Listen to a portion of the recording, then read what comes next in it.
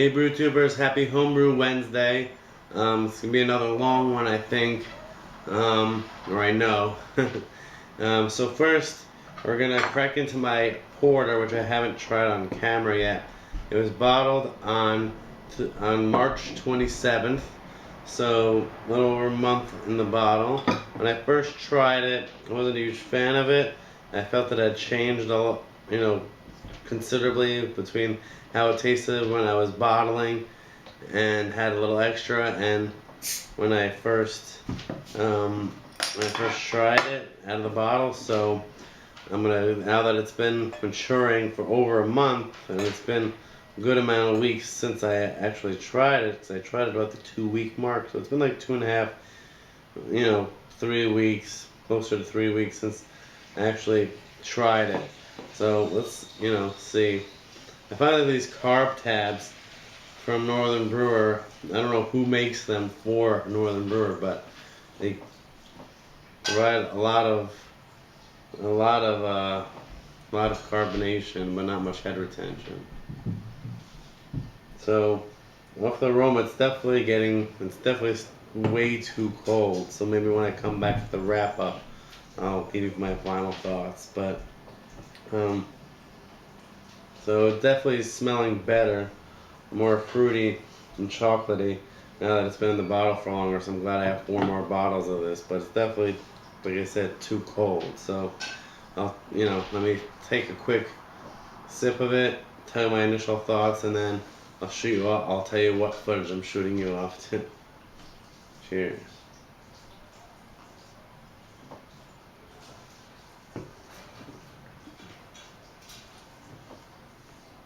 Yeah. What I didn't like about it when I first tried it was that maybe my nose was stuffed, so I thought the flavors were kind of dull, but it's actually tasting pretty good now. Yeah. Chocolatey, a little dry for a porter. Porters can be a little hoppier and drier than a stout, but I think I'm gonna, not raise the temp on it next time, because I got scared when the Krausen fell too really quickly. But you're only really supposed to ferment these 1-gallon batches for a week, which I didn't know. So it wasn't so surprising that the Krausen fell after a few days. But overall, chocolatey, a little hoppy, not much hop flavor, but hop dryness that really rounds out the flavor. So overall pretty good, but I'm going to go let it warm up. So the footage that I'm going to shoot you off to, there's 3 parts. I don't know what order I'll put it in, but, while I was at 508 Gastrobrewery, for the John Palmer event, which I hope if you haven't checked out the interview, go ahead and check that out. I created a really cool little intro for that with stop motion, which was a lot of fun. So while I was there, the brewmaster or brewer there, Chris Kuzme at 508, he gave like a impromptu little tour to some of the people who were there before it got really crowded. So I filmed parts of it. So I thought I'd just show that to you, because there's not many brew pubs in New York City because of space and certain constraints that we have here. There's not really any. There's only like a handful, maybe less, of brew pubs in the city. In spite of there being so many breweries opening up. But yeah, so there's a little tour of that, and then I decided to give you a little update on my SJ Pour beer, and then finally I also did a little impromptu little tour of all the craft beers that I have around my apartment, because I do drink a lot of craft beer, and I've gone shopping recently, so thought I'd share that stuff with you. And yeah, so a whole gamut of cool stuff to show you. And then I'll be back, of course, with the wrap up of the tasting of my 1-gallon batch porter. Alright? Cheers.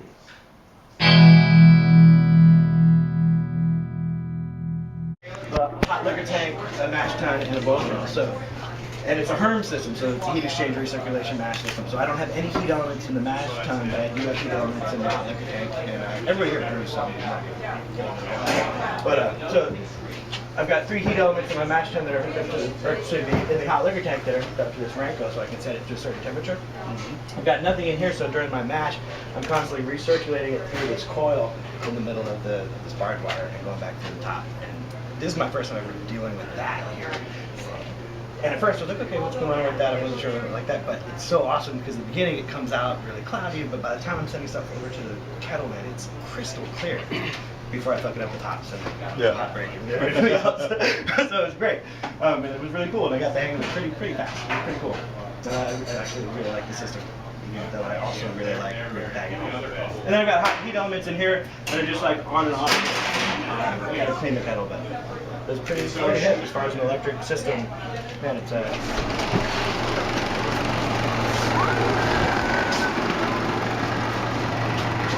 Where's this? Oh, there they are. there they are, yeah.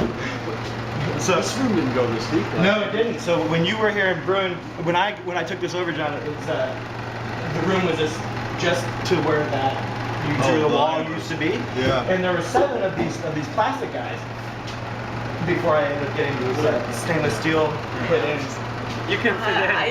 Yeah, come on, squeeze all the way in, squeeze all the way in. So all my fermentations are done at roughly 65, like for the primary fermentation, and then after the primary fermentation, if I don't have anything that needs to be primary fermentation, I have to bring the temperature down to roughly 60 to kind of keep around. And so the room right now is at 60 because I'm kind of faux lager. So that's your only temperature control is the AC? Yeah, it's this air conditioner with hooked up through this CoolBot, which is basically, the CoolBot was invented by some farmer who wanted to keep his produce cool, and it interrupts the signal. It's got this little heat element that kind of gets on the sensor of the air conditioner to trick the air conditioner into overworking itself. And that's fine for this room, but the next step for this place is to hook up the cold side of after here, like when I cold crash in this next room. You have anything here right now? As cold as I need it or want it. What's that? Anything here right now? Yeah, I've got a braggot in the middle. I've got a braggot that I made with my friend Michael Fairbrother from Moonlight Meadery. We did one, and it's tasting awesome. It's a braggot saison with orange blossom honey from upstate Europe. It's delicious and awesome. A touch of acidulated malt to kind of like brighten it up. And it's really delicious. I'm really excited about it. I've got a Belgian pale ale right there. I've got another braggot that was kind of a kettle sour thing that I made with saffron, and that one's pretty fun.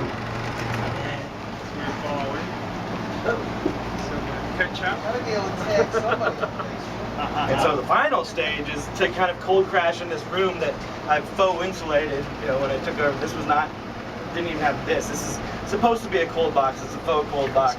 You know, with the same kind of thing as air conditioners plugged into a CoolBot. But it doesn't get the liquid temperature down as far as I need it or want it. It takes longer for me to cold crash than is ideal. And I'm individually carving every keg, just like we do at home as a home brewer, only because I don't have a room that can get a bright tank down to the temperature that I need to kind of get it really going. I did buy a bright tank with the steel fermenters that I got, but they're not in play yet until we do the next step, which is to get this room to 32 degrees. And so we just don't have the ready for that, thanks to a crappy winter. But soon that will happen, and once that happens, we're actually going to switch all the kegs over to Sankey kegs so that we can actually sell outside here. We've got our license to sell outside of 508 last summer, but we haven't been able to do so because nobody's fitted to be dealing with corny kegs. And these are not, I mean, these are Penlock corny kegs too. They're not even ball. But that's 5.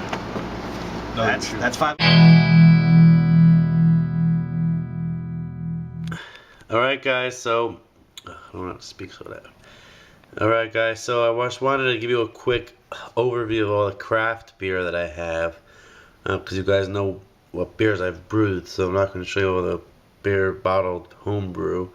But I have here, I still have 2 bottles of Founder's Breakfast Stout from 2013. Still tasting pretty good actually. Then I have 1 bottle of Narwhal 2013 from Sierra Nevada. Actually, 2 bottles. Then I have 5 bottles of the Backwoods Bastard, also from 2013. Then I have from SJ. Should show you. I still actually from SJ I only have 1 beer left, I think. 1 or 2. I have the Holiday Ale, and maybe 1 more. I'm not sure. And then recently, and then, oh yeah, then I have the Kevin Clement's spicy Mayan chocolate stuff, which I haven't tried yet. Then you guys saw Surly Sinks. I haven't reached my 1500th beer yet. I'll probably do a special video for that. I've just been focused so much on homebrew that I haven't tried so many new craft beers recently. And I have a big bottle that I bought recently of Fuller's ESB, since I haven't tried it in a while and I wanted to give it a try. Then I got from Evil Twin, I got the Freudian Slip American Barley Wine at 10.3%. So I'll probably let that age a little bit. And then I have 3 bottles of the 2013, Winter 2013-2014 Brooklyn Black Chocolate Stout, because I usually buy a 4-pack, drink 1 or 2, and then age 2. So I have 3 aging. I just didn't get to drinking another one yet. Then in this box, oh yeah, I do have another SJ beer. It is Abiel from, I don't know what year it's from, it doesn't say, but it's 13.5%, so I'm not worried about that. Then from Allagash, I have a Cool Shipper Sorghum, which is a blend of sour ales, and their Midnight Brett, which is one I have tried, which is pretty good, a sour stout almost.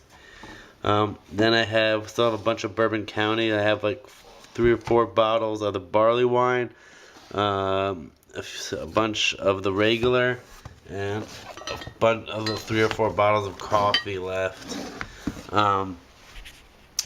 which is still tasting pretty good actually. Then most of these beers are either artisanal imports beers or beers from Kevin Clement's, but I have the Event Horizon. I'll just show you some of them. The Black Butte 25, the Bastogne Belgian Dark Ale, and the Belgian Wit Beer, which I should drink soon, even though they're bottle conditioned, so they'll probably age longer. The Mother of All Storms and Pelican Brewery, the Abyss 2013 Reserve, some more artisanal imports beers, and I do want to do a review of this Oud Bruin Sour from Browers Rosette, so that'll probably be the one I do a video, and then a bunch of other ones. I really do have to get back to reviewing those. Then we'll take a swing over into the fridge, which I have some stuff. I bought a 6-pack of the Firestone Walker Pivo Pils, a really good hoppy pilsner. Then some of these beers are actually for Puka NC. I have a dry hopped on the High Seas IPA from Cigar City with Calypso hops, and some Cigar City High Lie, pretty fresh High Lie, and then a really fresh bottle of the Captain Lawrence Double IPA, which is a brewery from New York, and it was bottled on April 29th, so really fresh. And on the door here, I got a couple bottles of the Prairie Arson Ales Bira, which is a 4.5% Saison. I have the Puka NC homebrews in here, and then last but not least, I have the Firestone Walker Opal, which is their new Saison.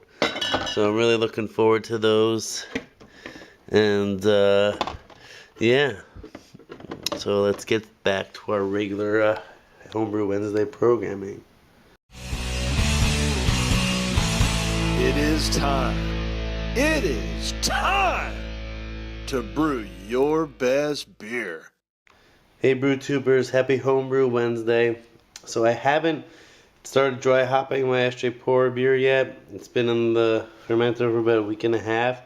But tomorrow night, Thursday night, because I'm filming this later on Wednesday night, I'm going to be adding the dry hops so it could be there from Thursday night till Sunday, and then I'll transfer it on Sunday night to secondary with more dry hops, doing the whole double dry hopping, each time for 3 or 4 days.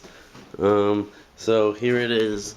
The Krausen dropped. Everything's pretty much settled. It's not really bubbling at all.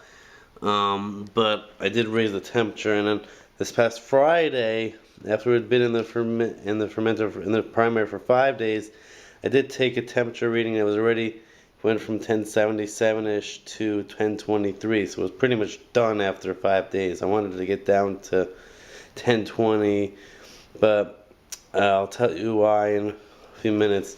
What tip I got from John Palmer, why I think my beers aren't finishing out as low as I want them to, or they need to be, more to style. But that's the real update for that. Alright, BrewTubers, as you see, I've been sipping on this a little bit. It's definitely getting better as it warms. Some more chocolate, a little like a dry, nutty roastiness in there. But there's no real roasted grains in it because it's a porter. It doesn't have any roasted barley in it. More black patent instead of roasted malt. So I think that's the real difference between porters and stouts. Instead of in porters you have black patent malt and some other more caramelly malts.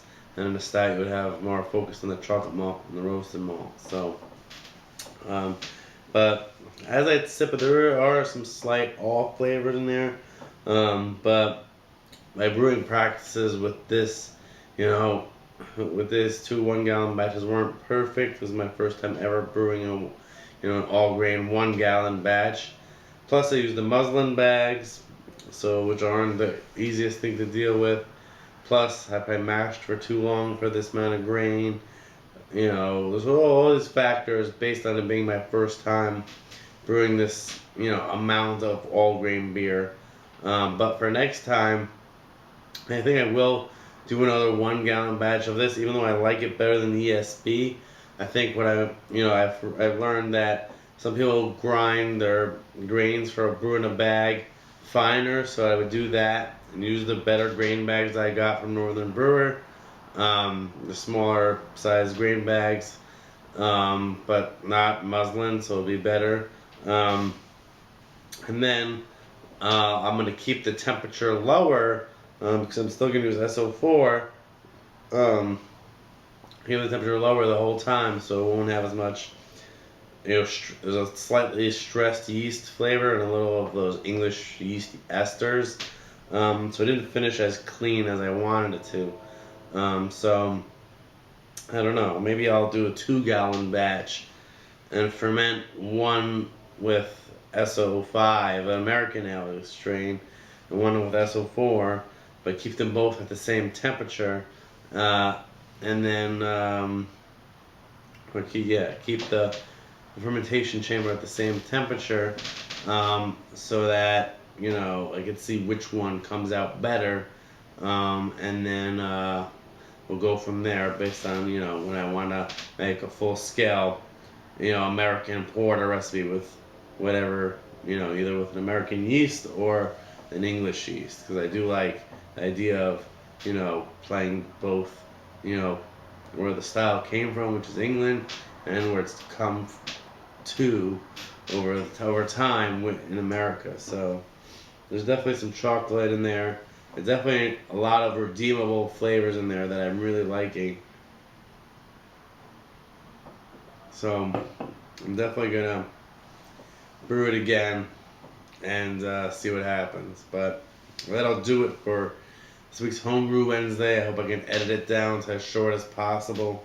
It probably won't go up till Thursday night because I'm filming this Wednesday night, and then I'll probably edit it as soon as possible and then post it, late Thursday night, or sometime when I get home from work on Thursday. So happy Homebrew Wednesday, or I should say happy home brewing, since I'm been posting these things late, but I'm gonna if you haven't seen the John Palmer interview, please check it out.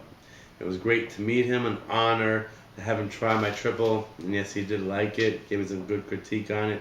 Gave me some good tips to improve my brewing, which I'll incorporate next time I brew, and then say I got it from this tip from John Palmer when I do brew with those tips. I'm just few minor tweaks to my my brewing processes that I think could really take my beers to the next level. But yeah. And I have some other stuff in the works, but I won't carry on too far.